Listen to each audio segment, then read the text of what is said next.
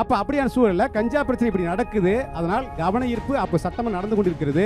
கவன ஈர்ப்பு கொடுக்குறோம். சட்டமன்றத்தில் அதை என்ன ஏது கூட காதில் கூட போட்டுக்கல. நான் குறிப்பாக எடப்பாடி அவர்களோட அணுகி கேட்டு அவரும் அதில் கையெழுத்திட்டு எடப்பாடி வந்து சபாநாயகர்கிட்ட பேசுகிறார். தம்பிக்கு ஒரு வாய்ப்பு கொடுங்கன்னு சொல்கிறார். அதுக்கான எந்த சூழலும் நான் பார்க்குறேன் செய்யறேன்னு சொன்னாங்க. அதுக்கப்புறம் பண்ணலை.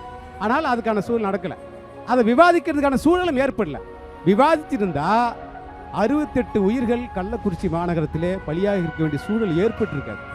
இதை மீண்டும் மீண்டும் சொல்ல வேண்டிய சூழல் என்னன்னு சொன்னா, இரும்பு கரம் கொண்டு அடக்குவேன் என்று விழுப்புரம் மாவட்டத்தில் மரக்காணம் நடக்கிற போது நீங்க சொல்லீர்களே, ஏன் மீண்டும் கள்ளக்குறிச்சியிலே இவ்வளவு பெரிய பாதிப்பு ஏற்படுகிறது?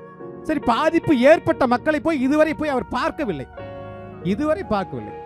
அவர்களுக்கு ஒரே குறி என்னன்னு சொன்னா, ஒரு உயிரிழப்பு ஒரு பிரச்சனை ஏற்படுது, ஒரு கலவரம் ஏற்படுது சொன்னா அவர்களுக்கு இருக்கிற பிரச்சனை சொன்னா ஒரு பிரச்சனையை மிஞ்சுகிற இன்னொரு பிரச்சனை ஏற்படணும், அவ்வளவுதான்.